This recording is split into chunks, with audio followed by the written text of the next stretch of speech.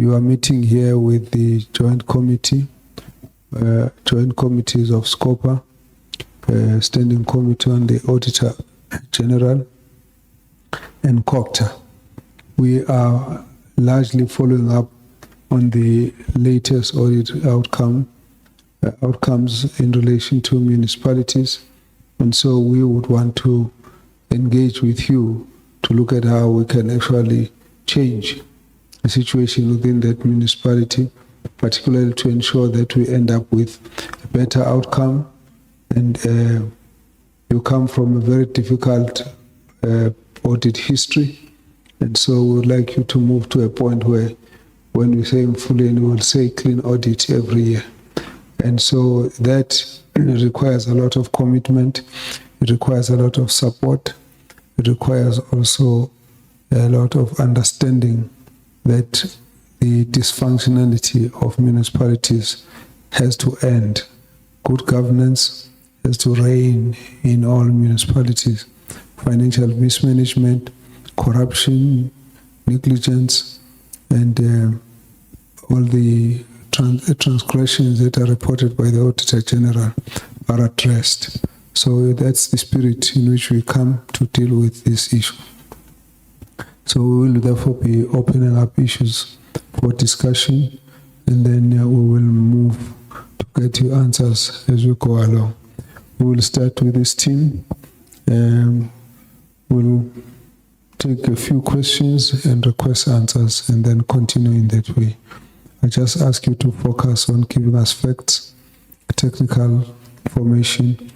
Don't wander away and get into things that might cause delay. So we would like to just be on the spot, deal with the concise answers as possible, and then make sure that we have covered as much ground as is possible to do. Thank you very much, Honorable Member. Please take the floor. Good afternoon to Mfuleni team. It does not look good. SCOPA with one woman. That is the first comment I would like you to address. Chair, through to you. Can I also find out what is the name of the CFO?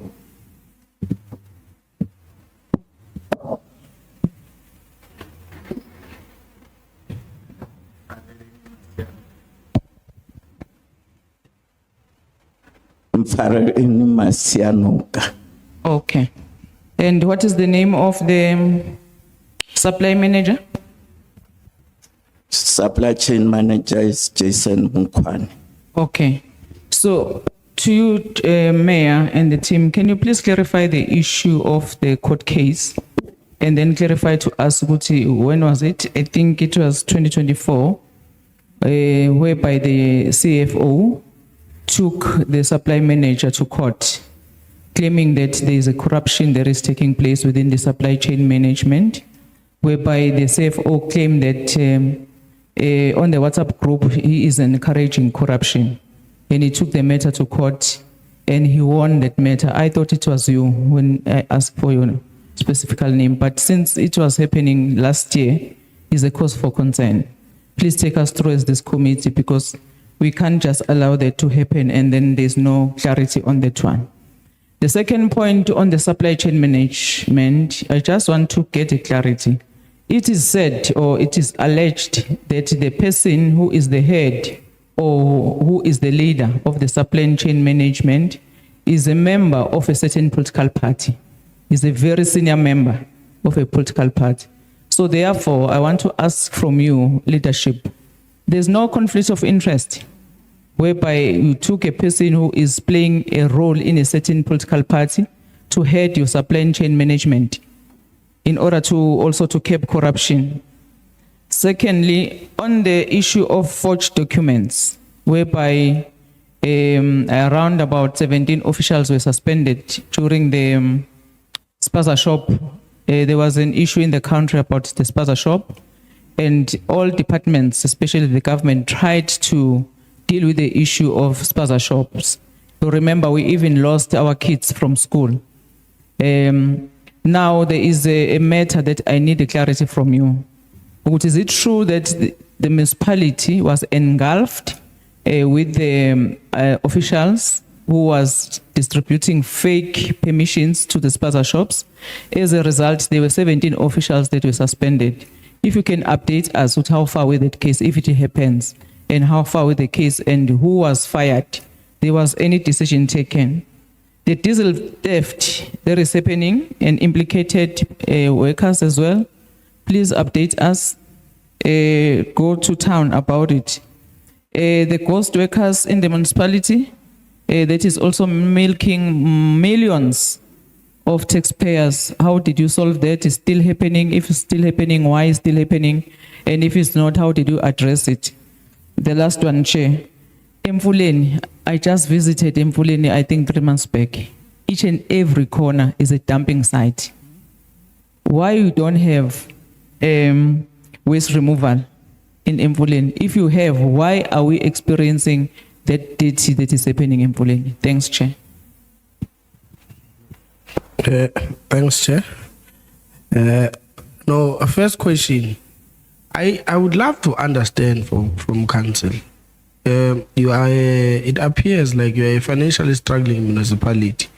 How did you take a decision of writing down 91% of your outstanding debt? Writing down 91% is of your outstanding debt. How was that decision reached? 1. 2, how are you operating as a municipality? As at the end of the last financial year, your vacancy rate was 67%. I'm trying to grasp it. How are you operating? How are you giving services to the people? I mean, more than 15% of vacancy rate. I've never seen such a thing. Lastly, Chair, you are losing 62% of all water that are flowing through your pipelines. How are you, I mean,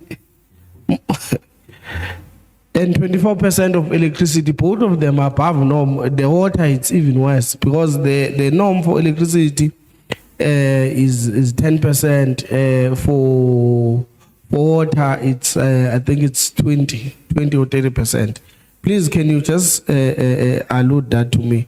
And secondly, in the unauthorized expenditure that you wrote down of 7.6 billion, so all of it, there was no one that is wrong. Since you never took disciplinary hearing for anyone, you never took any consequence, there was no consequence management at all. Thank you.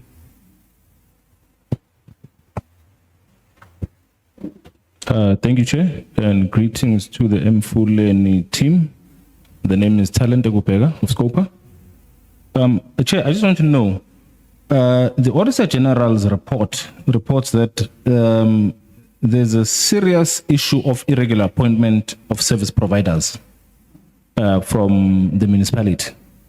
Now, if that is the case, what has the management or the team running Mfuleni done about that? Has there been any consequence management? Has there been any arrests? Have people been fired? What is the case? On the allegations of maladministration as well, the Auditor General is complaining about some serious allegations of maladministration.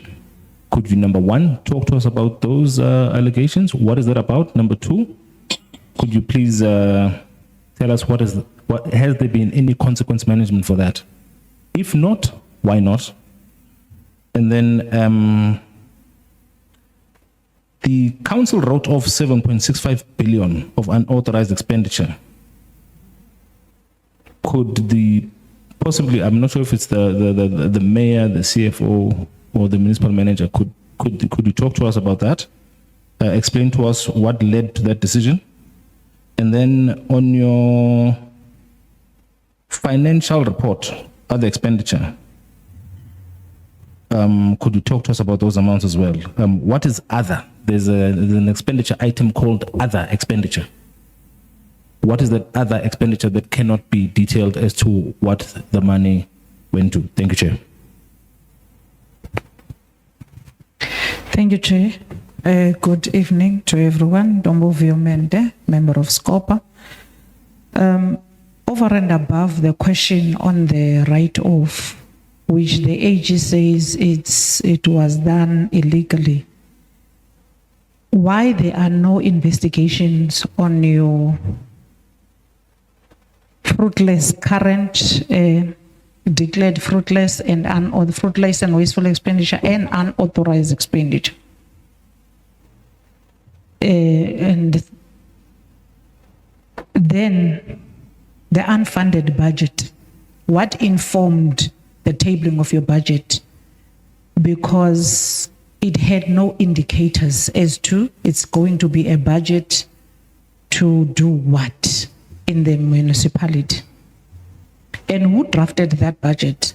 It's very interesting that a budget will be drafted, tabled, whether unfunded or funded, but once it doesn't have indicators, that's a cause for concern. So who drafted such a budget and then all agree that it must go and be tabled as unfunded? Then there is an ineffective use of consultants that were supposed to be dealing with your asset register, yet there were still serious material misstatements that were identified in terms of the asset management in Mfuleni. But of much concern and interest, your offices were closed at some point. The customer care center was also closed. And this was due to the fact that rental was not paid.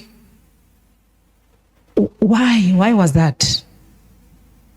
Because we are in offices so that we can give services to the people. Anything that's going to disrupt service delivery should be priority. Why would there be an office of a municipality that is not paid for in terms of rent?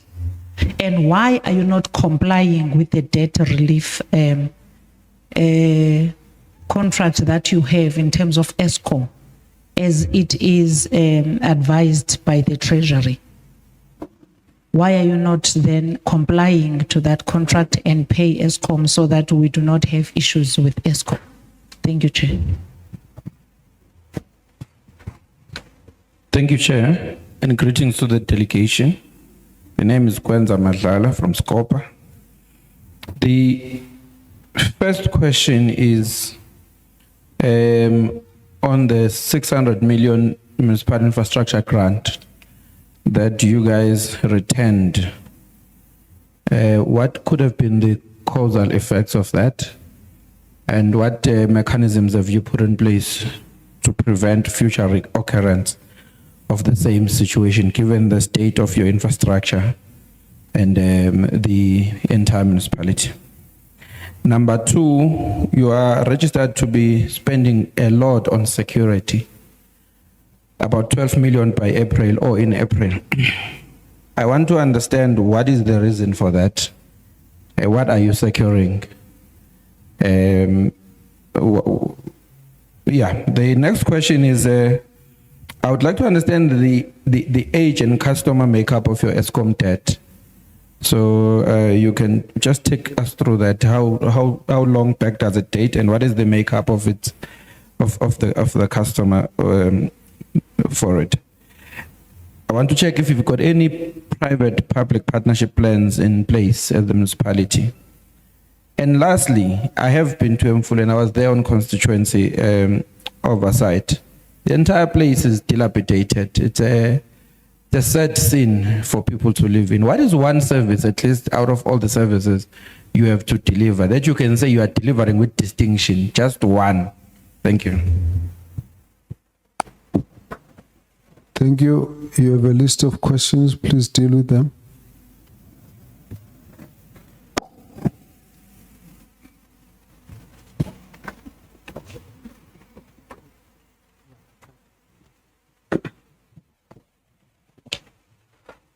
No, thank you very much, Chair. With the questions posed to the team, I will attempt on few that we will share with the rest of the team. The first one that came, Chair, as a direct question, is about the matter between the past CFO and the SCM manager in Mfuleni. And I must also indicate, Chair, that the matter was between the two, which was the CFO had a case against the SCM, and it was not in relation to the municipality. Hence, at the end, it became the matter between the two. And even the verdict that even came, the court judgment, it also reflected so. So the municipality in that regard was not then put as a respondent in the matter. On the matter of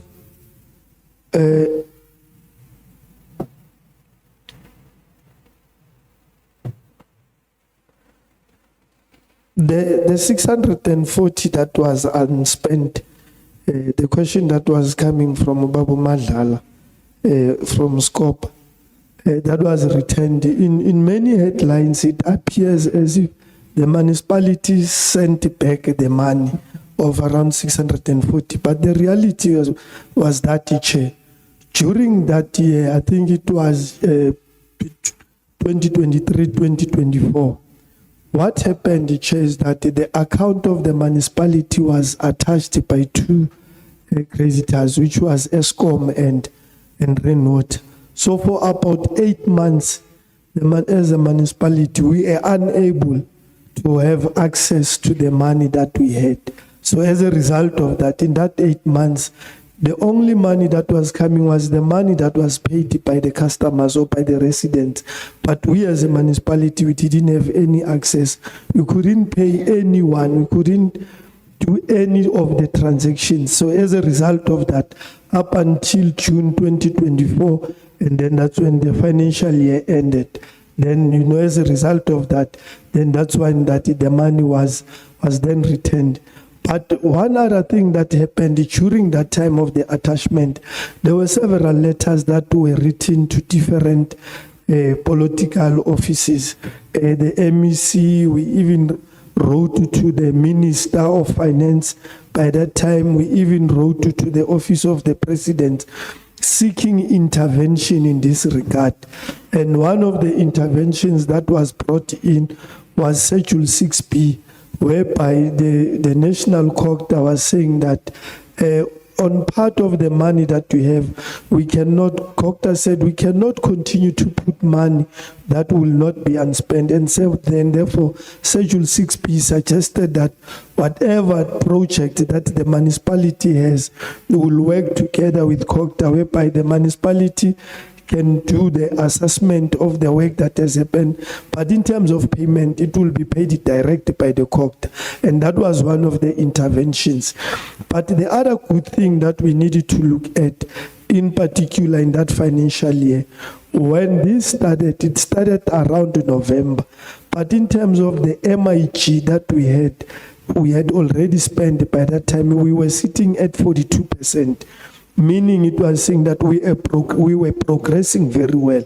But unfortunately from November, then the attachment that ran up until June was a result of we couldn't spend. Hence, in the previous financial year, as I indicated, that we managed to spend the MIG of 100% because there were no attachment.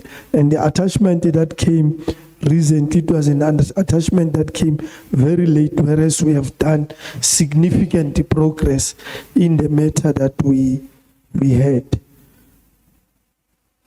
Yeah. Okay, thank you, Honorable Executive Mayor. Thank you, Chair of the committee. Chair, I will respond on some of the questions that are raised by the members.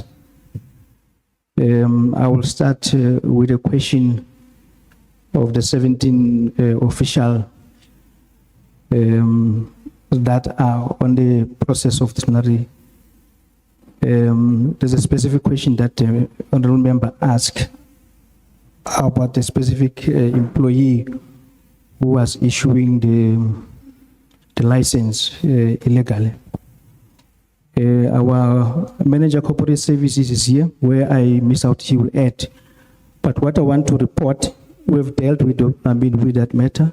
There's a disciplinary process that is undergoing.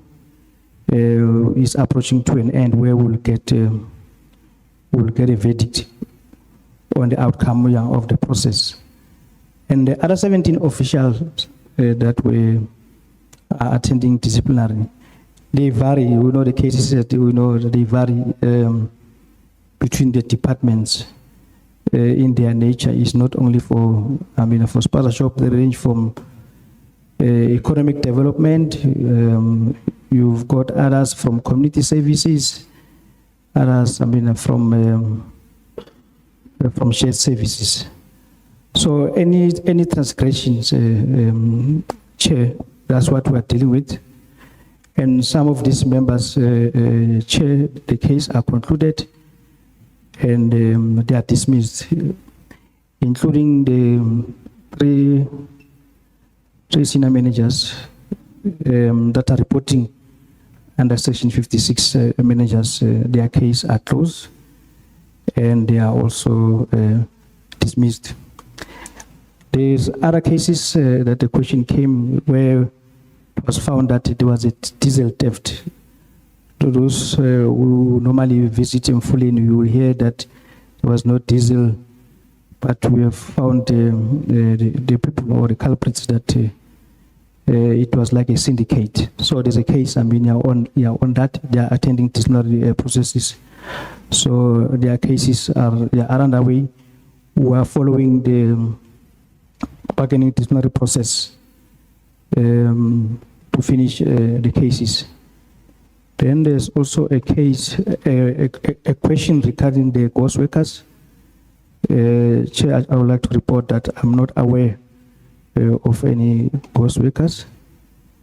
And the issue of the dumping site, we agree, Chair. Yes, our area is very, very, very filthy. There's a causality to that fact. And also there's a plan how we intend to address.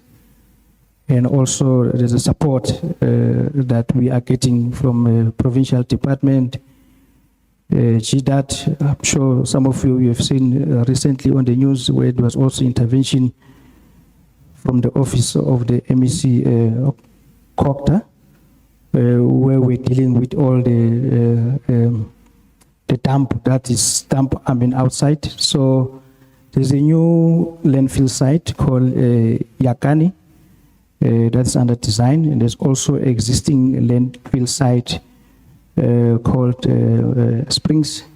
We did hear the concern of the public that the landfill site at Springs is a bit far. Sometimes it creates a problem because the transfer station that are within the municipality, some of them, they've reached its capacity because they are closed. So in the recent weeks, we've opened up the new transfer station that is located in Zone 7. The other challenge that we have, which we're still having currently, that we're addressing, was the issue of the fleet, Chair. The number of compactors that we have, in majority of them, we had breakdowns, and others were with the mechanics. We still have those challenges, but we've seen that there's also a cost on that where our workers, they need to work overtime because not all the shifts can work at the same time.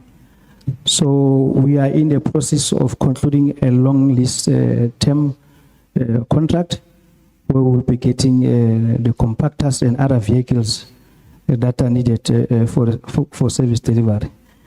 This in the main, Chair, it will help us in dealing with, first you want to say, with the driver behavior. That will be monitored because there will be a tracker here in the system. The issue of overtime, whereby now we'll have all full teams that will be working on the ground collecting waste. And also as well, where if we have a breakdown, we will have immediately have the vehicle that is available, to assist with the removal of waste. Then there was a question that was asked by a member to say, last year, the vacancy rate, it was 67%. We fully agree with you, Chair. Yes, it was very high. Not only critical position, where also the vacancies were very high. So, Chair, what we have done, we've improved, as the Executive Mayor in his opening 5-minute speech indicated.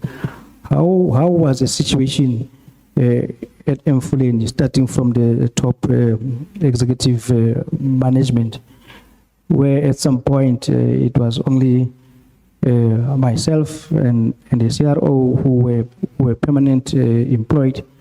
The rest of executive that you see them in front of you and at the back, they were not appointed. So we've since improved, not only on these ones, also on illegal, on our legal services, it was very bad. At some point, we had one person from legal services, but we've improved that. We've appointed the legal manager, the legal advisors, also other members, in the labor relation. And also to add on that what came as an improvement, or what have resulted as improvement, what Executive Mayor has alluded on, the 100% make expenditure. Our staff was very low. We had 2 technicians.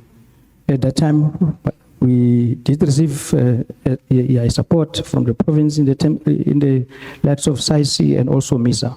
But we've improved since we've appointed the staff under the infrastructure planning development. That's why now we see an improvement. And indeed, now we can also report to this committee that due to the attachment of bank account, we've put under Schedule 6B. But because of what we've demonstrated, the capacity and the ability to perform on the MIG, now we are appointed that we can implement Schedule 6B. Otherwise, it has been returned to the municipality to perform that function. In addition to that, on the expenditure, where we spent end of May, we requested COCTA to grant us a go-ahead to proceed to spend some of the money internally, where in the beginning of the new financial, which is this financial year, that we can be reimbursed. So in other words, we have spent more than, but we did get approvals before we spent. Then there was a question on the water losses. The chief director from Mates is here. He will add where I left off. 62% indeed. The water losses are very high. There's a causality into that effect, and also there's a plan of action that is taken by the municipality. The old age or aging infrastructure is causing a lot of water losses, and also the unmetered household is causing a huge water losses. The other factor, Chair, it was the lack of master plan, which was not there. As a municipality, we have developed the water asset and sanitation master plan. We have also developed water and sanitation master plan and the water service development plan. And together with Water, we have developed a water conservation and demand management plan. On road and stormwater, we are in the process of developing the master plan. Also on electricity, we have made provision, the council, this year to develop that asset master plan. So also on electricity, the managed electricity this year, but it's similar challenge, of the infrastructure and the illegal connection that is there. Chair, just pardon me, on the other plan that we have on the water to recover or to cap these losses or to recover on revenue, because where the challenge unable or find it difficult, to pay the bulk water service provider, which is rainwater, which time to time they led to the attachment of account.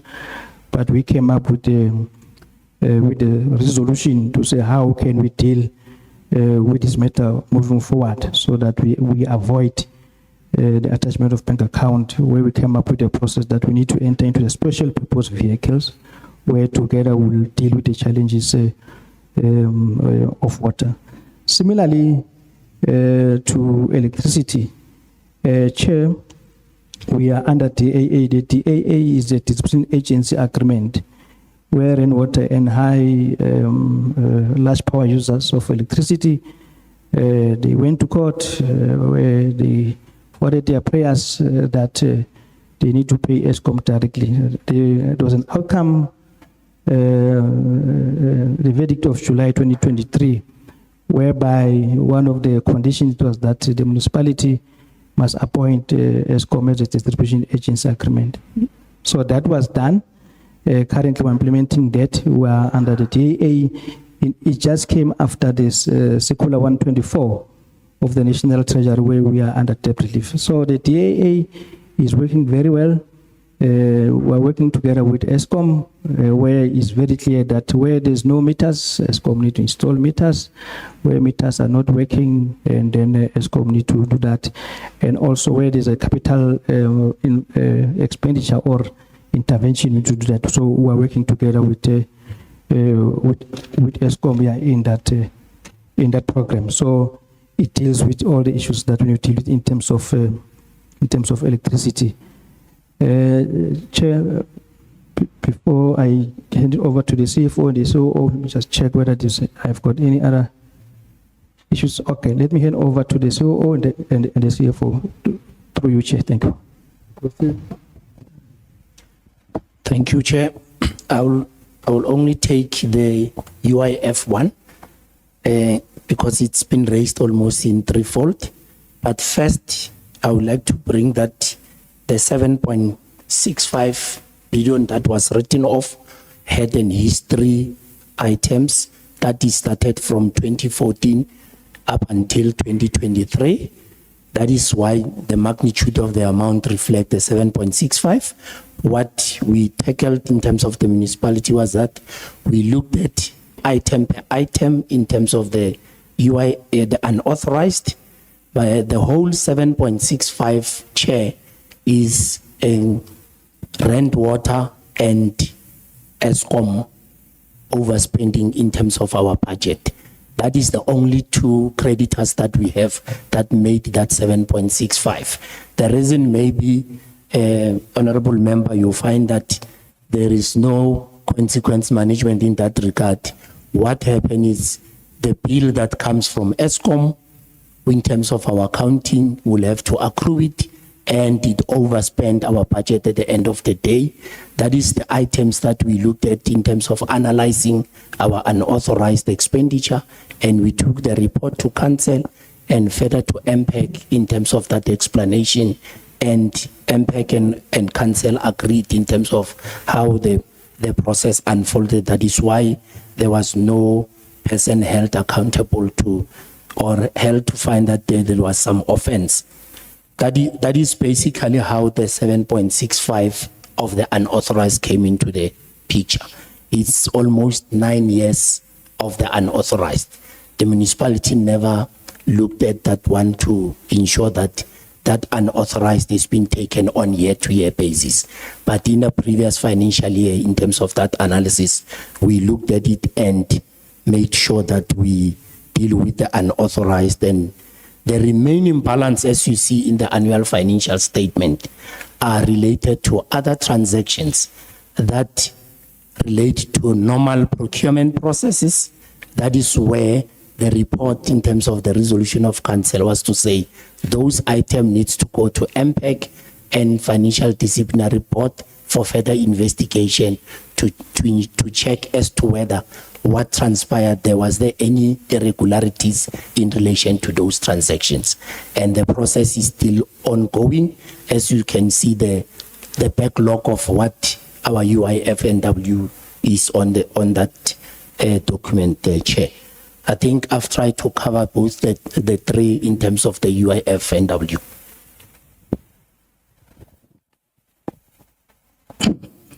Through you, Chair, I will deal with the issue of the write-off. It is not a write-off taking the balance out of the books.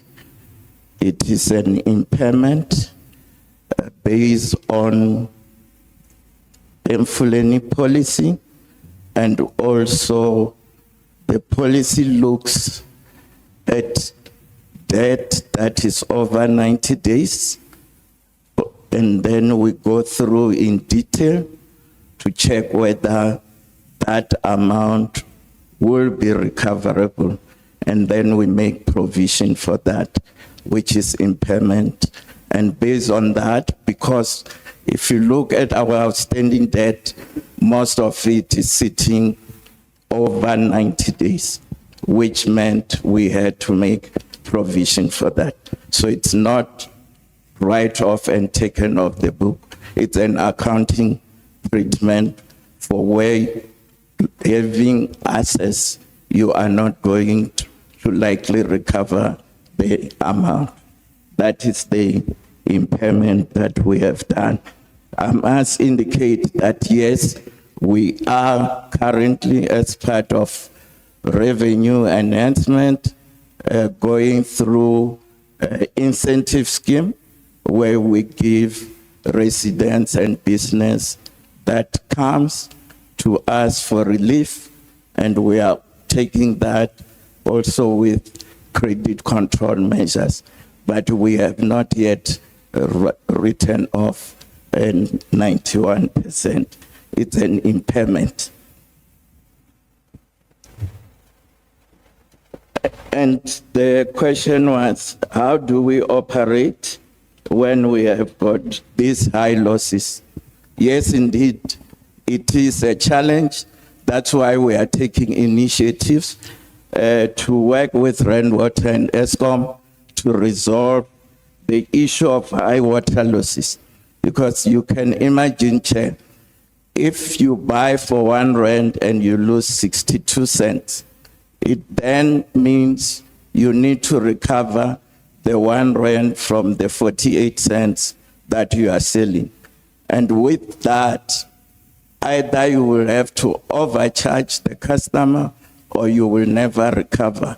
And that under recovery leads to unfunded budget, which is the big issue that we are faced with. So we have agreed to work with Rainwater to have an SPV that will assist the municipality to get funding for the infrastructure that is causing these high losses.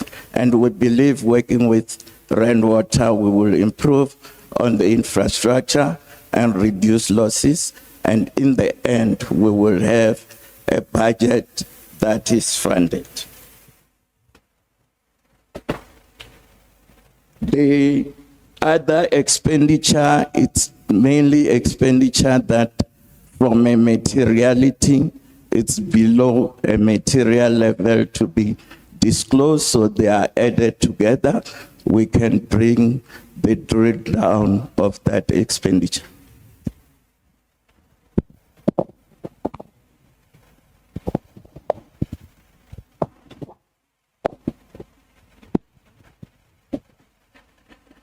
The unfunded budget, as I've indicated, our biggest problem is two service providers.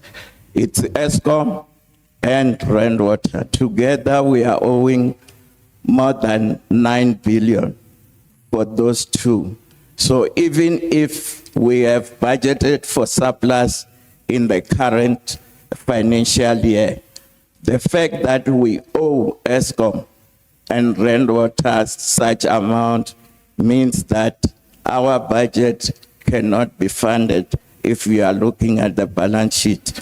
So with that, as indicated, we are participating on debt relief, where if we get qualification on the 5.9 billion, that is part of the debt relief, we will see significant improvement on the balance sheet. And also, when the SPV gets implemented, the 1.3 billion, it's also being ceded to the SPV, and that will lead to an improvement in the balance sheet, which will create a budget that is funded. And going forward, we will want to maintain that.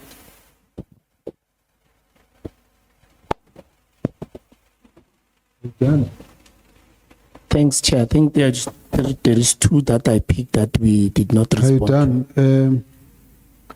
Did you hear about the court case CFO and all the? Yeah, okay, you're fine with that. You're not fine. And then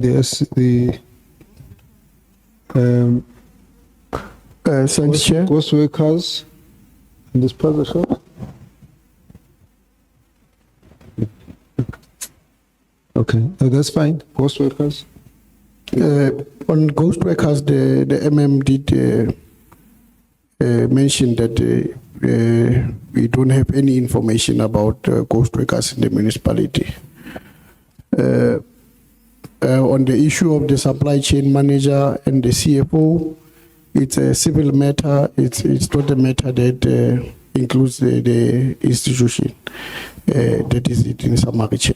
Thanks. Chair, can I come back? Thanks, Chair. So, comrades, are you saying all of you 2, 4, 6, 7, you don't know anything about ghost workers? That's what you are communicating to this parliament. Chair, through to you. Pass the mic. No, I want them so I can come. No, it won't be like that. Just ask the rest of the questions that are outstanding. It's going to be very difficult because I need to get from them if all of them are saying they don't know. Because, Chair, this is an undermining. This issue even went to the legislature. It is recorded that this matter was taken to the legislature through a member of the legislature, whereby you were paying 2 senior people. One was an accountant as a ghost, was paid an amount of 40,000 per month. And the other one was a senior engineering who was paid 65,000 per month. So since 2019, the municipality was losing 3 million for one person. So therefore, we wanted to know, how did you resolve that matter? Because one supposed to be an accounting officer and consequences supposed to be following if you are serious about saving the municipality. That is the question. So now I'm very shocked if all of you are colluding to say you don't know about this matter. Is either you are new or you are hiding corruption on the municipality, a struggling municipality for that matter. I'm not satisfied the way you also responded in regards to the issue of the former CFO, who happened, that you also have to share with the committee what happened to that former CFO. Because the former CFO took the matter to court, saying a person who is responsible for a supply chain management in the municipality, the way you respond to it, leadership, saying that the municipality was not involved. Whether the municipality was not involved in paper, the municipality is involved because it's a CFO from the municipality accusing a person in the supply chain management, saying that you want to normalize crime because you are forcing me as a CFO to sign the wrong things. Because you are a member of a political party, we are heading a supply chain management, we are saying that I must give or must I sign in order for a member of a political party to get tender. That is corruption in the municipality. And I don't know why you don't have an appetite to go beyond and said, no, not in our name as a municipality. But you come here, you said, that thing, it must be separated, the municipality was not involved. It involves because it involves taxpayers' money in the municipality, especially the struggling municipality in Gauteng. Thank you, Chair. Now you'll get a direct response. Thank you, Chair. Chair, I will respond on the two personnel that the member is referring to, yes, I did respond that I'm not aware of. If I have to, Just repeat that. I couldn't pick okay, up. I responded earlier that I'm not aware of the ghost workers. If the member is referring to the legislature questionnaire where there was one employee that went away for the longest period of time, that employee was dismissed. And also he is Wait. You're not aware of the course workers, the two that the member is mentioning. And then you're saying if the member is referring to a question that went to Parliament, what was the question and what was the answer and what was the action? Thank you, Chair. I'm referring to say, when she does the follow-up, he's saying there was a questionnaire that was raised by the legislature. Because the first, when he started, he said, any course workers. And then I said, I'm not aware of any course workers. Now, when she doing the follow-up, she said there was a legislature questionnaire. So now, in the absence of that in front of me, I can only think about the two employees that where there was a legislature questionnaire, and those two employees, the matter where they went away, they were away for the longest time for at work, that was dealt with, were dismissed. Were they municipal police? You say they were police or colleagues? I couldn't get. Employees. Employees of the municipality. Yes. What work were they doing in the municipality?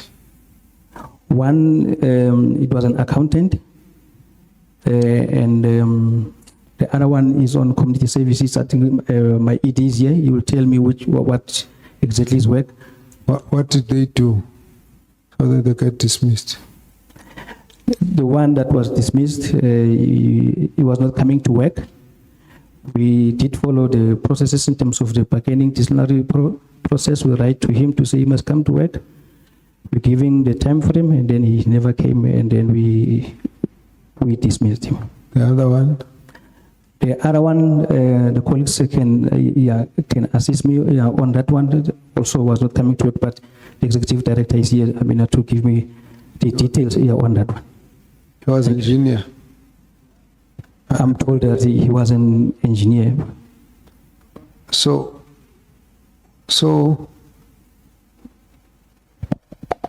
the one was an accountant, the one was an engineer. Both of them were dismissed. The second one was dismissed for what? As I'm saying, Chair, the corporate service is here.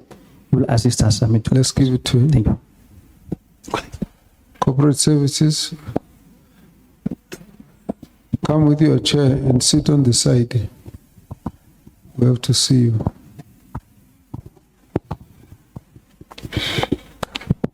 Come to the just same line so we're visible.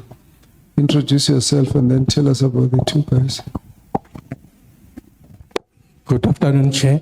My name is Mtunzi Mtwalo. I'm the acting ED Shared Services. The circumstances that led to the employees being dismissed were in relation to their abscondment of them not being at work. And then we initiated the disciplinary processes where we started by calling them to come to the municipality to report for duty. If they did not, we gave them a particular time, and then we followed the disciplinary processes which led to their dismissal. And since they've been dismissed, nothing has happened. It ended up to that extent.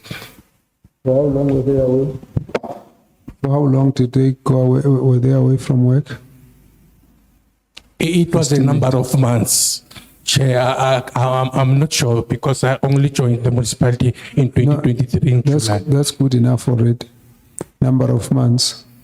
And was there a case after that? Any investigation, anything? Did anybody get any further information? Yes, the HR department did follow up, as to what was happening, because we also were able to trace that despite the fact that the employee was receiving the salary, there were timesheets that were being submitted. We also tried to check that who was submitting the timesheets, but to the effect that this employee, it transpired that this employee, when we also checked with the manager, they were never at work. So hence we decided to proceed with the processes to dismiss them. So somebody in the municipality kept making timesheets for them to show that they were at work. We tried to establish that one, but we could not get it as to who was signing the timesheets, because the timesheets were arriving at pay office for the employee to receive the salary at the month. So it only come to receive money, or they were just getting it deposited in their banks? It comes deposited in the bank. So how did you know they were not there because you had the work schedule?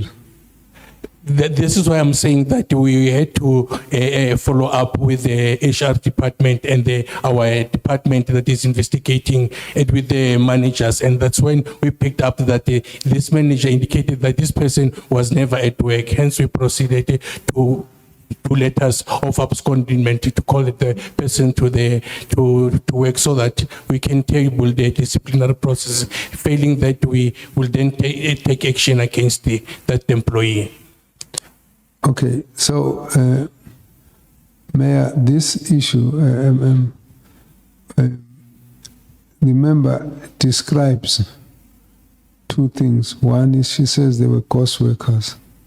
Secondly, she says one was an accountant, was paid, the other one was an engineer, was paid. But when you don't know anything about it until we have to ask again, and then you say the matter that went to the legislature, that question, you're only answering it there. I don't understand what makes you not to think of it in the first instance, because the description is the same. Were you in the municipality at that time?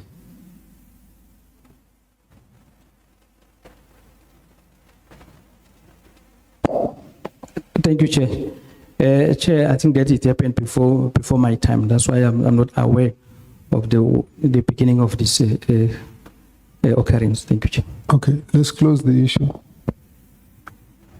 Khalib, you're done. All right.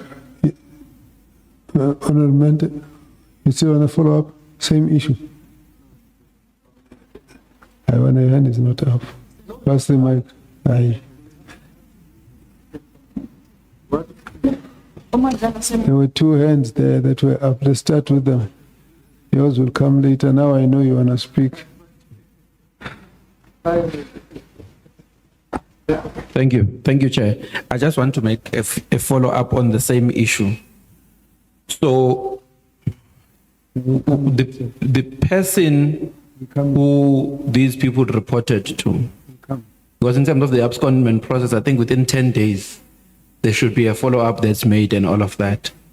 What investigation did the municipality do to that person who was a supervisor? Because that person's failure to perform their duties diligently and to the best of their abilities, an act of misconduct in terms of the labor law, in fact, in terms of the collective agreement, disciplinary code procedure collective agreement.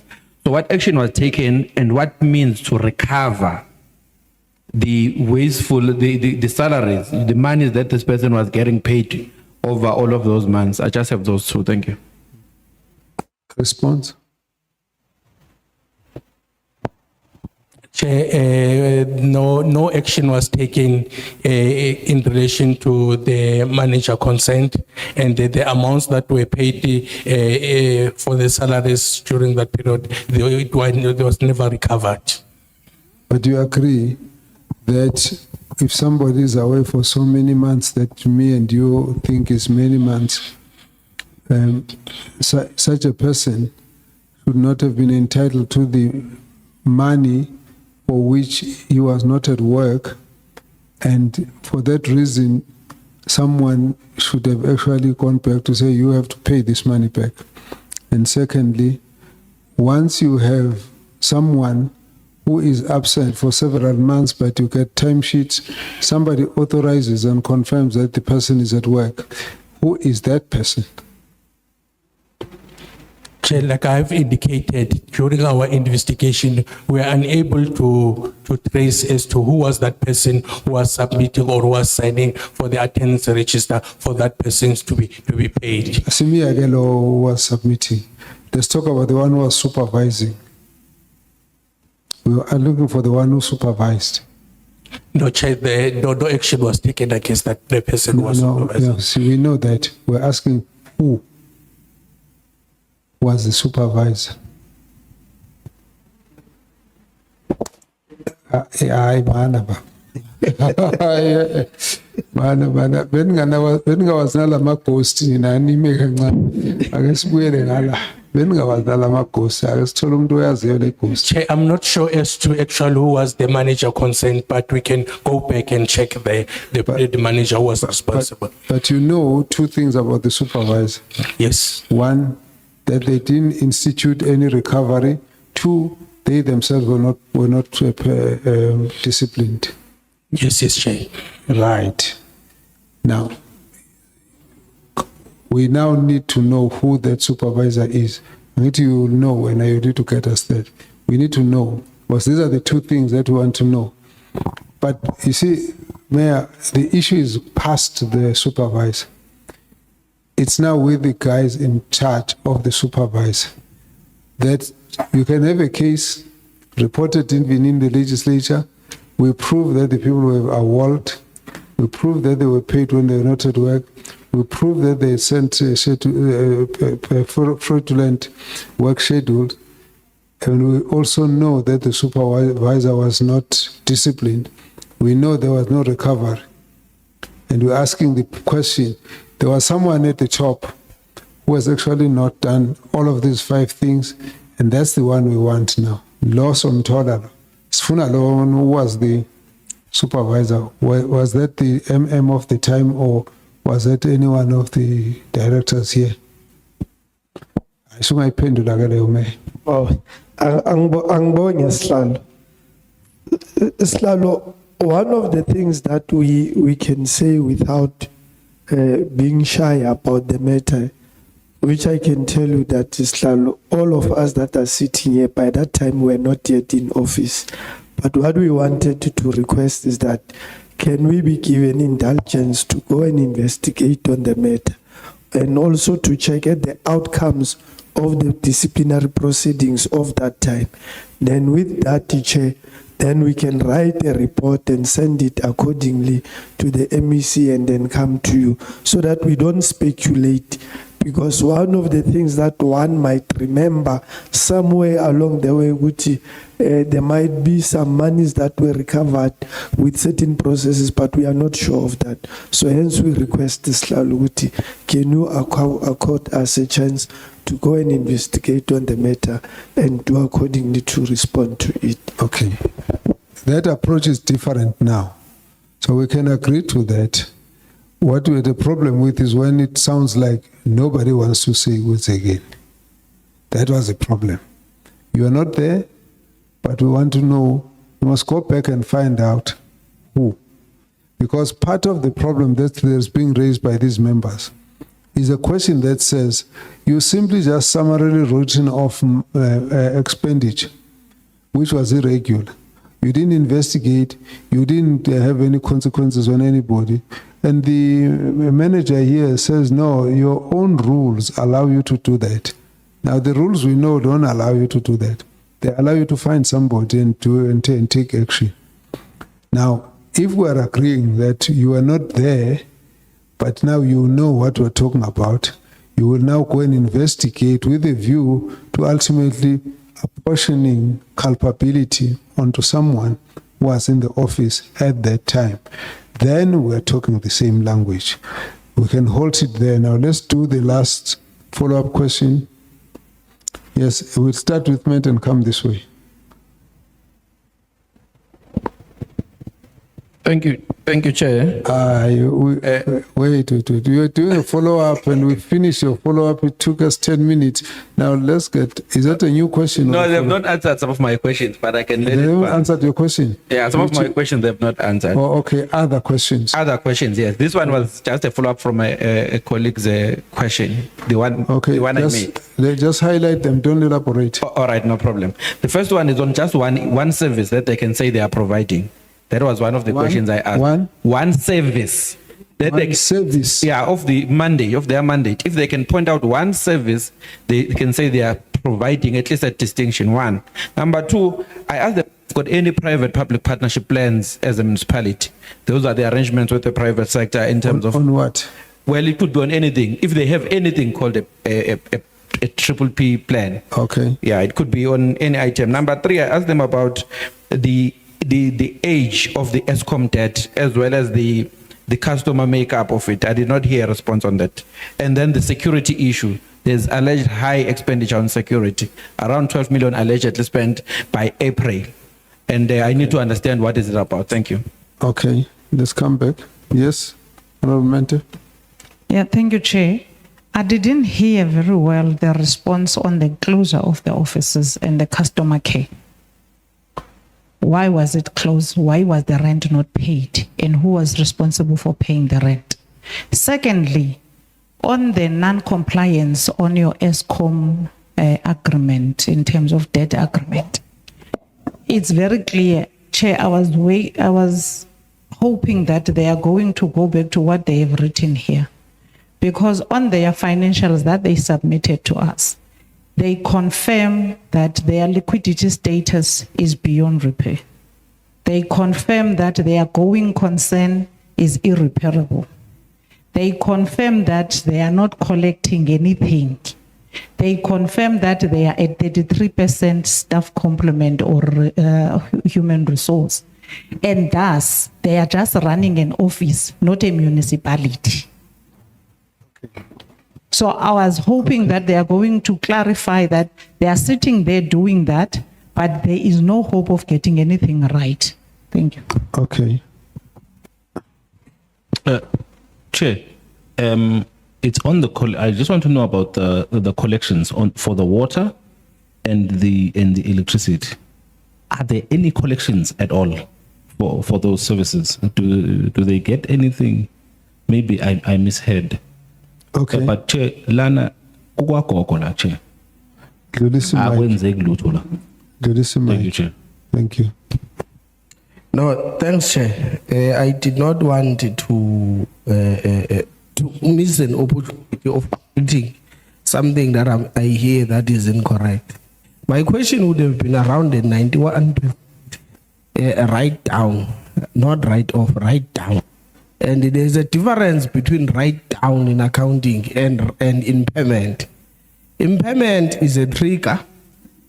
Write down is an accounting response. An accountant would know that. So I wanted to correct that. I was asking about the write down. Okay. Thank you. All right. Let's get back to the answers. No, thank you very much, Slalo. Slalo, let me start from the closure of offices. One is that the municipality has block of offices and which are scattered almost the entire town with different departments. And in this regard, one office that was closed, it was only one block that was closed, and it was closed for a day, Chair. And the fact that it was closed for a day, it was not that the municipality didn't have money to pay the landlord of that building, but it was a challenge of the attachment of the account whereby the municipality was unable to transact from the account. And that was the result. The landlord was engaged before and he was promised. And during that time of this matter of the attachment, we were working very close with Mfuleni, Kokta in the province, Salga in the province, and Renwood. And at some point we had reached an agreement that the rainwater was to uplift the account by this day. And then as a result, then it was communicated to the landlord that we will pay you after this day. But unfortunately, the account was not uplifted. And as a result, then that is the reason of what happened, Chair. Omega Nxane, from what we have here, the issue is that, and this might be somewhere else, it might not be what we, but it says as per Valviekblad News Report 30th of July, the municipality offices, including Customer Care Center, were closed from 30th July to 2025 until further notice due to rental arrears, making it impossible for residents to receive municipal customer services. They're not saying one day. They're saying until further notice. Oh, no, Chair, I think what appeared on Valviekblad, you know, it's a local newspaper. And that's fine. Yeah, But so- now we've got a basis for asking you the question. Or somebody in the area told us, and that's Valviekblad. Okay, but the statement is incorrect, Chair. It happened for a day which appeared on the Valviek, and on the very same day, that was the day that the account was then uplifted and arrangements were done. On the following day, it was business as usual. The municipal offices were working, Chair. Okay, let's deal with the other question. Let's deal with this question because I just want us to get out so I can hear what you're saying. Just one service that you are rendering. That was the question.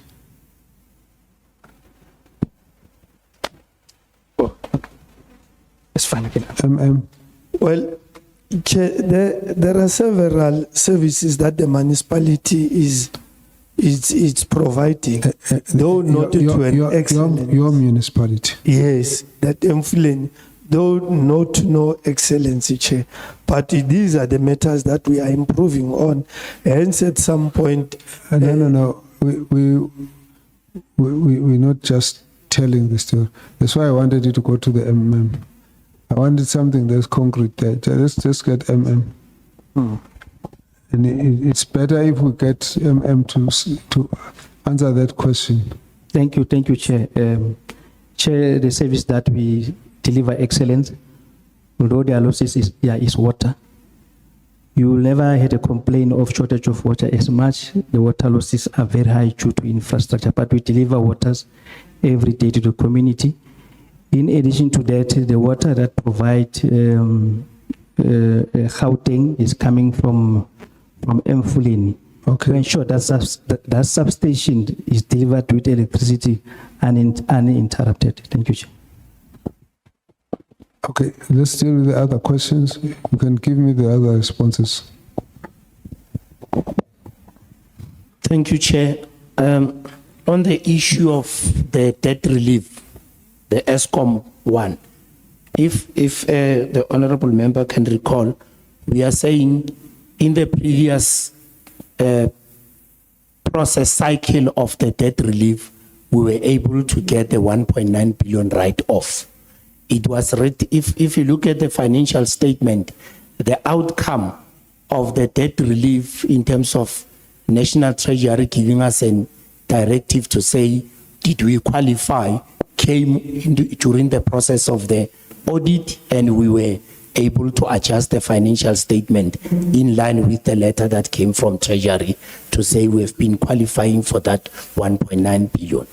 But in looking at the process, as like currently as we speak in our second cycle, we are still waiting for National Treasury to do the analysis in terms of whether are we qualifying for the second tranche of the debt relief.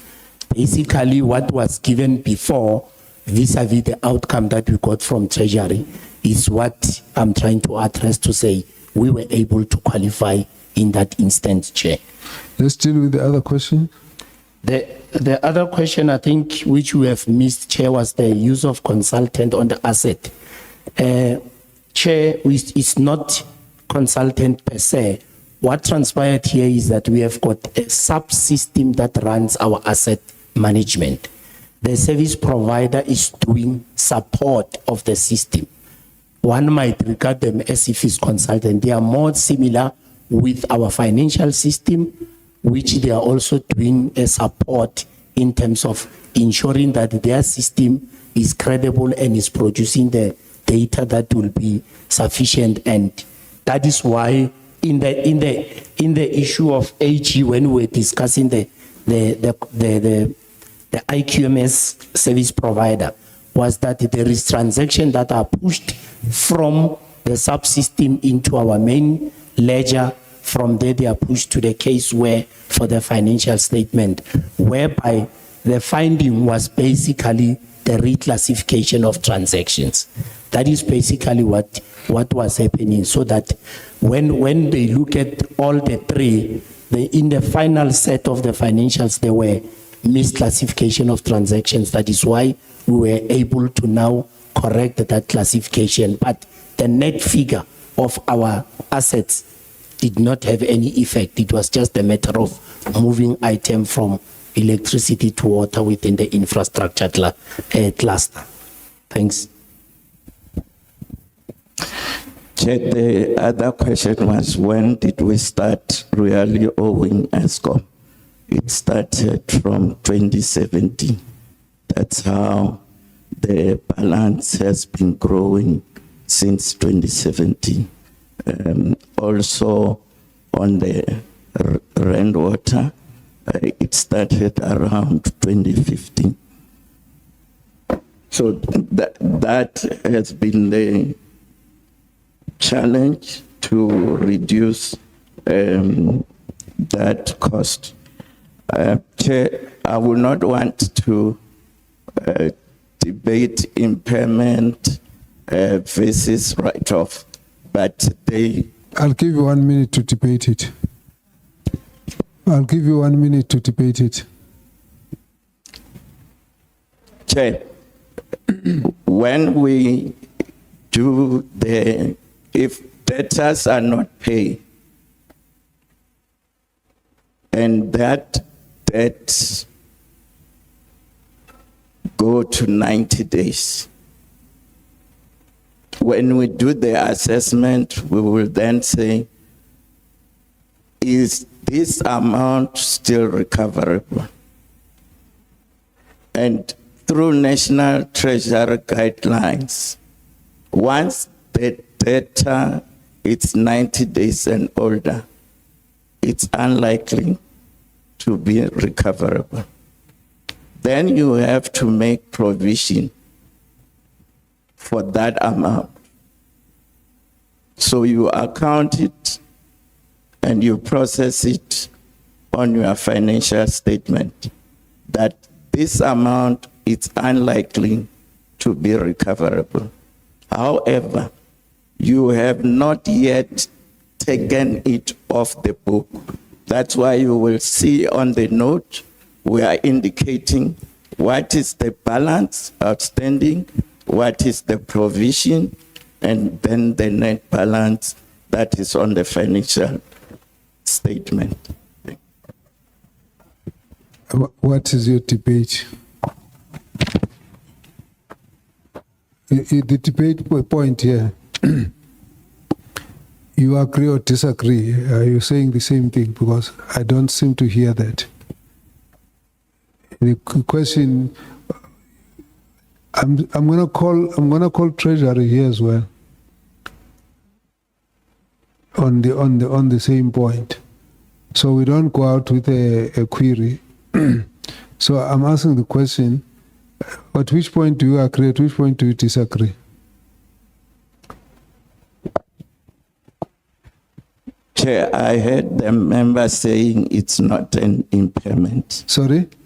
I heard the member saying it's not an impairment. And we are saying? I am saying it is an impairment. All right.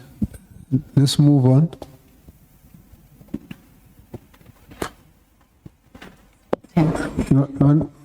No, just wait. We're not done with the questions. No, I'll give it to him. Now you wait for the last answer, then you can come back to your point. Yes, madam. Good evening, Chairperson. My name is Tandiwe Matebula. I'm the Executive Manager for Community Services, also responsible for public safety and security. There was a question about spending of a lot of money on security, and then we were asked why is that and what are we spending on. Security services are charged on rates that have been tendered. And then what we do is that every month, I'll give a number in terms of the number of sites that we have. We have 181 sites. So every month what we do is that we look at the breakdown of those sites and then count the number of guards and the amount as originally tendered. And then the total will then come to the amount given. We were given 12 million. I took it that it was from 2025. And then in terms of, in fact, I also wanted to add that for the running tender, which is the latest tender, we insisted that the rates should strictly be according to the regulator, which is the private security regulator, CIRA. And then in terms of what is it that we guard, before I mention that, I want to say that the municipality only uses a physical security in terms of human bodies, but the municipality is also exploring the possibility of electronic security so that then we remove the home bodies. What is it that we guard? We guard municipal buildings. It could be in the form of clinics or fire stations, libraries. No, don't don't deal with it like that. Okay. You could be cutting a hall, you could be cutting a house. Yes. You Yes. must say, we're cutting so many offices, we're cutting so many clinics, we're cutting so many residential buildings, we're cutting so many cemeteries, because it's an existing tender, it's not a generic proposal of a security contract. Yes. Chair, I checked the number of sites, which is 181. If you give me a chance, I can quickly get the breakdown of what sites we got. I know the type of sites we got, but then I can get you a breakdown to say how many cemeteries, how many clinics, how many fire stations, how many offices, things like that. I don't know what the member was asking. My question wouldn't be that. My question would be, who counts to check and audit that those guards are there? We do have a team of internal security people, more senior people at superintendent level, who go to sites and check that those people are there. And you can to supervise that report? Yes. And you can produce it? Yes. Right, I'll come back then. Let's get back then.